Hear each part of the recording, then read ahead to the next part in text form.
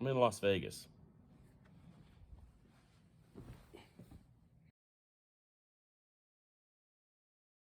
Apologies in advance. I've got so much material to cover, and I've got this much time to do it in. So, for the purposes of this study, I'm just going to touch on a few points surrounding the Antichrist. So that I don't waste anyone's time, let me just be clear about something. This video is more for anyone who doesn't know much about the subject of the Antichrist. If you've been studying the last days for a while now, then this video probably isn't for you. Here we go. So I'm in Las Vegas. I've never been here before, and I'm only here for a work-related convention. I'm staying in Caesar's Palace, which ironically kind of reminds me of a few things that tie into some things we're going to be seeing in the last days. And there's no way I can do justice to this in a simple 20-minute video. Apologies in advance. I have got like this much material to cover, and I've only got this much time to record it.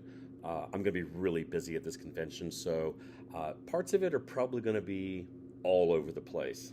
So, for thousands of years, the Jewish people have been awaiting the arrival of the Messiah, a man who God will send to deliver Israel from all her enemies and usher in an era of peace and prosperity. Careful and honest examination of the Bible confirms that the Messiah was, in fact, Jesus of Nazareth, his Hebrew name and title being Yeshua HaMashiach.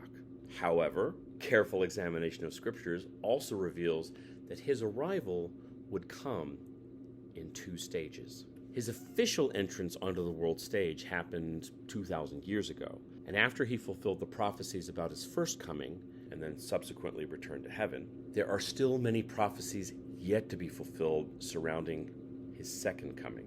And in the wake of that coming, he will initiate a 1,000-year reign of peace emanating from Jerusalem, a period usually referred to as the millennium.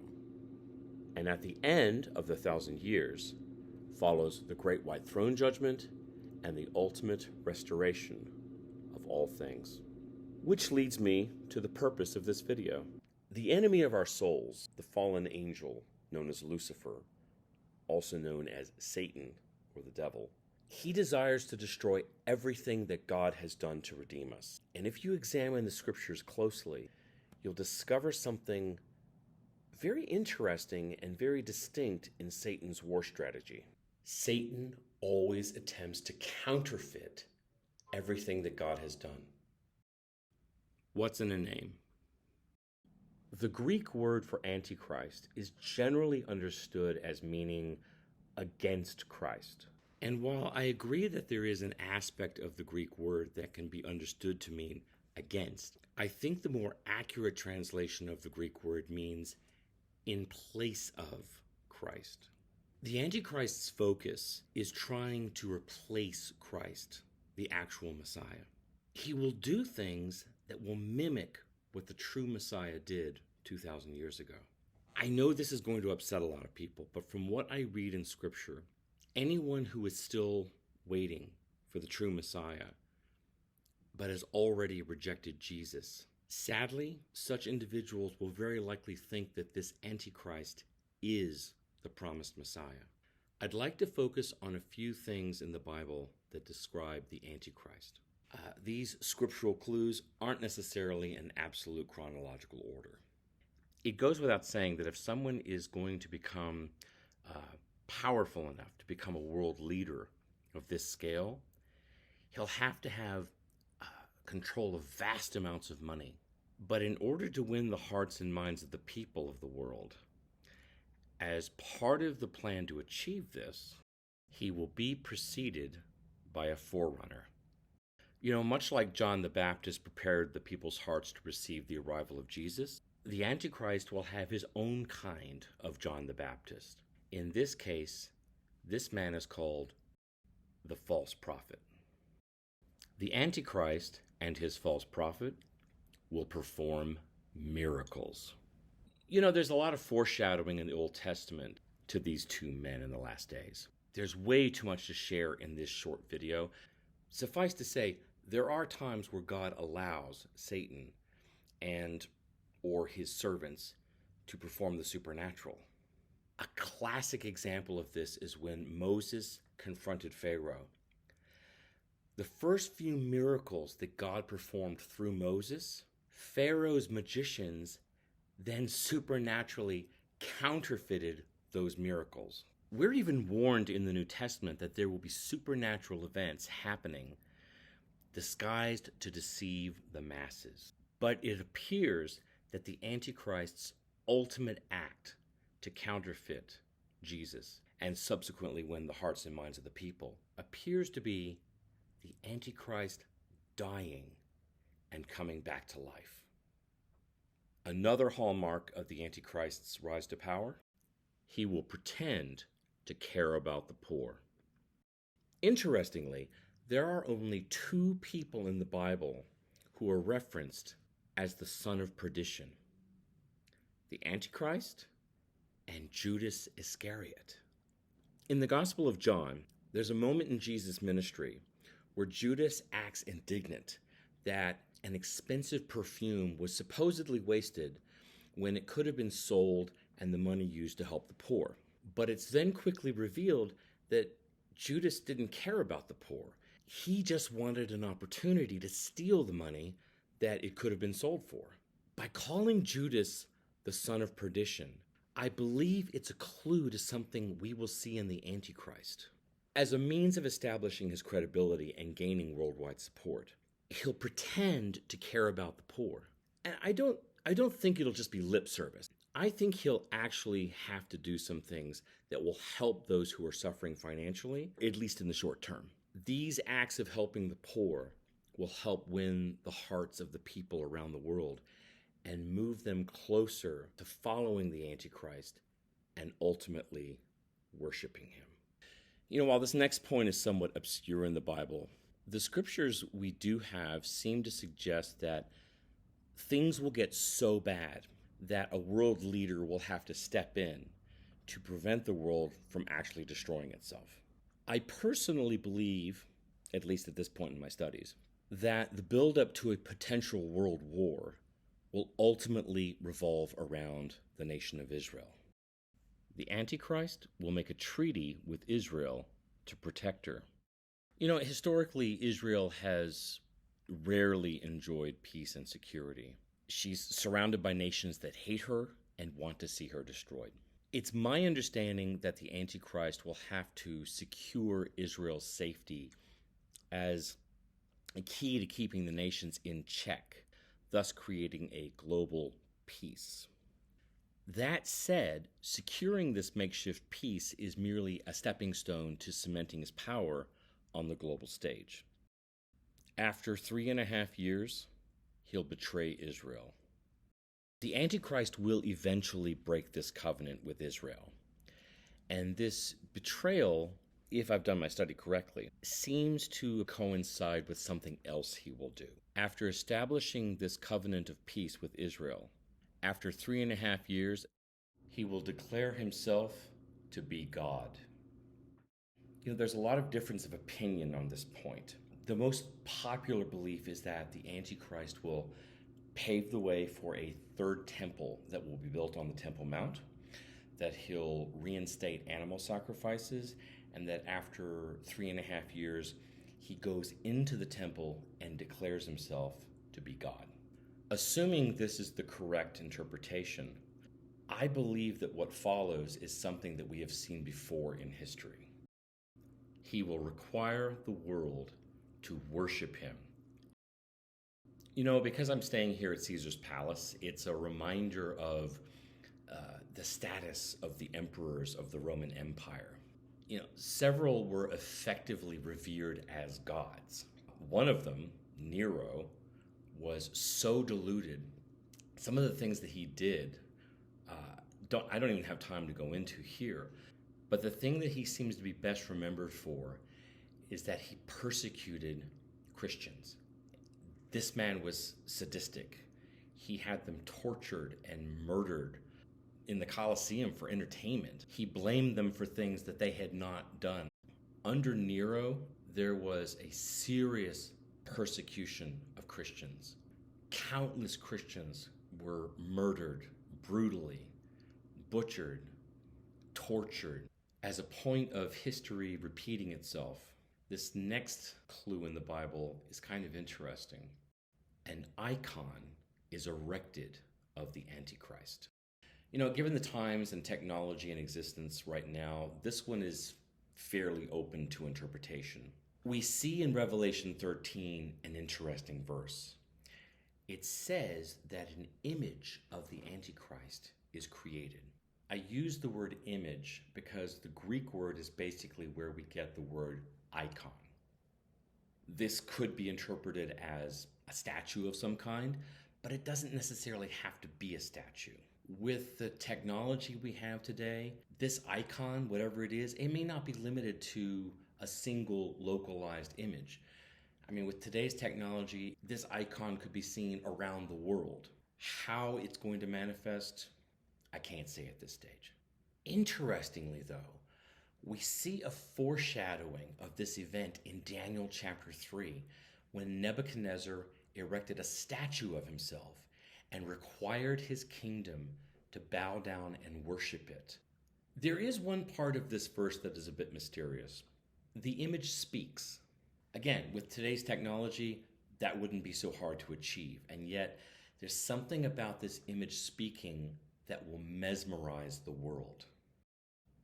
He will require the world to worship him as God. We see many types of foreshadowing of this in the Old Testament. Again, the most prominent foreshadowing is probably found in Daniel chapter 3, although there are other more subtle foreshadowings. He will require the people to take a mark. Did you know that there is scriptural evidence that God puts a mark on people who belong to him? We see in Ezekiel 9:4 that God had a mark put on the foreheads of those who had been faithful to him. In mimicking and, dare I say, mocking the true Messiah, the Antichrist will effectively reproduce this in the last days. In Revelation chapter 13, it says that this false Messiah will make it mandatory to get a special mark on your forehead or your right hand. And anyone who doesn't have this mark can no longer buy or sell anything. And I suspect that that would also extend to being able to hold down a job. Many people have speculated what this mark is. And knowing that it will prevent people from buying or selling, taking into consideration the technology we have today, I personally suspect it could be some kind of microchip or maybe some form of invisible tattoo, both of which would be scanned to verify if you have the mark. Whatever the technology involved, the Antichrist will use this to force people to declare allegiance to him and ultimately to Satan. Side note, I'll probably do a separate video on this, but there are actually so-called pastors out there who are actively teaching that you can take the mark of the beast and still be saved. If you hear this being taught from somebody, run from such people and have nothing to do with them. Anyone who refuses to worship him will be killed. At some point during the Antichrist's reign, he's going to implement a monetary system designed to secure absolute control over the world and subsequently eradicate true believers in Jesus. During this time, many Christians who refuse to take the mark of the beast will be executed. I don't know exactly how all these executions will take place, but Revelation chapter 20 verse 4 suggests that at least some of the deaths will be by beheading. Maybe all of them. Only time will tell. If you study how Christians were killed for entertainment in ancient Rome, I suspect many believers will suffer excruciating deaths. He will have no love for women. This one's hard to interpret. I'm not going to attempt to elaborate on this verse in Daniel. I'm just going to offer the verse and trust that the Holy Spirit will guide you on its meaning. We are not unaware of Satan's strategies. A few final thoughts. Throughout the New Testament, we're called to continually be on watch and not be deceived in the last days. I also see a lot of verses stating that many are going to abandon and defect from the faith. in these last days. I know that this next statement is going to sound obvious to some of you out there, but what I want to try and convey goes a lot deeper than I think I'm able to convey here in this video. There's a lot of stuff happening in the world globally, and there's a lot of believers out there right now that are really convinced that God is moving in a positive way in the lives of many political leaders, and that we're on the verge of some new, spiritual awakening towards Christ, that we're on the verge of some kind of great revival. I genuinely want to believe that some of the world leaders that have been recently raised up have honorable intentions. Maybe some of them do. But I am really getting the sense that everything that is currently happening globally is a setup, preparing the masses to embrace the Antichrist. And it goes back to what I said about all the warnings in the New Testament. Jesus and the apostles saying that in the last days there would be rampant deception and that believers needed to be constantly on their guard. What I'm seeing are believers who are embracing certain world leaders as, oh, this is God's man. God's doing something profound here. And I'd like to believe that. I genuinely believe that God does raise up good leaders from time to time. You just look at the book of Kings. You had Josiah, you had Hezekiah, you had various other, well-intentioned kings. They were flawed individuals, but God was still using them to bless the nation. I'm not entirely convinced that's what's going on right now in the world. Going back to what I said earlier, quoting Corinthians, we are not ignorant of Satan's strategies. If you don't already know about this particular strategy, I suggest you study something called crisis reaction solution. And it's very simple. If you want to manipulate people to do what you want, you secretly create a crisis that you know will elicit a desired reaction, usually capitalizing upon fear. And then, when everyone is crying out for answers, crying out for security, and crying out for safety, the people that cause the problem offer the masses a pre-prepared solution that will steer them in the direction they want you to go. And I believe it's already being implemented by the Antichrist and his servants. Watch carefully what's going on in the world. We are being steered in a particular direction, and it looks like we're being steered towards something good. This brief introduction to the actions of the Antichrist, it isn't meant to be in-depth. It's mainly for those of you who don't know a lot about the Antichrist or the end times. Honestly, I have barely scratched the surface here. But hopefully some of this that I've shared will pique your interest and get you studying what the Bible has to say about the last days. Israel is still waiting for the Messiah. Unfortunately, and sadly, she's getting dangerously close to embracing a false Messiah. Right now, we are seeing some extraordinary things happening politically. The world seems to be hurtling towards some kind of massive global conflict. And I want to be very careful what I say here because I don't want to imply anything that could suggest who this false Messiah could be. And I'm willing to admit that there are a few points that I have shared I am completely open to being incorrect on. Our responsibility as believers is to continually keep our eyes open, examine what's happening, weigh everything against Scripture, and not to jump to conclusions. It's very possible that, we are being so blinded to what's going on right now that even believers may not know who the Antichrist is until he's right upon us.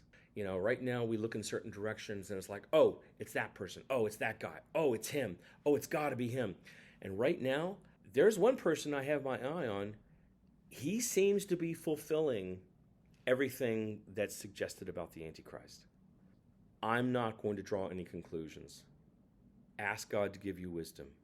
Be patient. There are so many points that I've wanted to touch on in this video, and there just isn't time. My desire for this channel is to keep the videos as short as possible. They're more kind of introductory videos. That said, I will probably try to do some follow-up videos on specific points pertaining to the Antichrist and the last days. In the meantime,